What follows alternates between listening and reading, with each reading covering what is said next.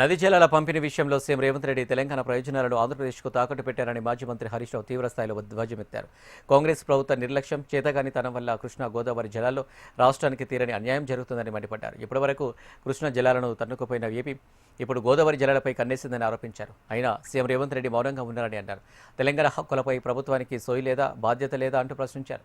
తెలంగాణకు అన్యాయం జరిగేలా మినిట్స్ ఉంటే ఎందుకు స్పందించలేదన్నారు. ఇప్పటికైనా సీఎం రేవంత్ ప్రభుత్వం ముద్దునిద్ర వీడి జనవరి 30 మినిట్స్ను ఖండిస్తూ ప్రకటన చేయాలని హరీష్ రావు డిమాండ్ చేశారు. కానీ కాంగ్రెస్ అధికారంలోకి వచ్చినట్టు నుంచి అటు కృష్ణాలో ఇటు గోదావరిలో తెలంగాణకు తీవ్రమైనటువంటి అన్యాయం జరుగుతా ఉంది.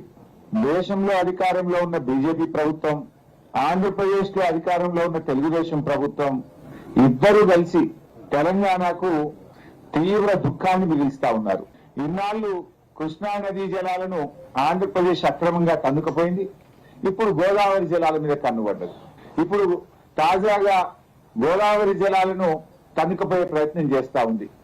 ఇప్పటిదాకా గోదావరిలో ఏ ఇబ్బంది లేకుండే, కానీ చేతగాని, దూరదృష్టి లేని, బాధ్యత లేని ఈ రేవంత్ రెడ్డి ప్రభుత్వం యొక్క చర్యల వల్ల ఇవాళ గోదావరిలో కూడా తెలంగాణకు అన్యాయం జరిగేటువంటి పరిస్థితి ఏర్పడ్డది.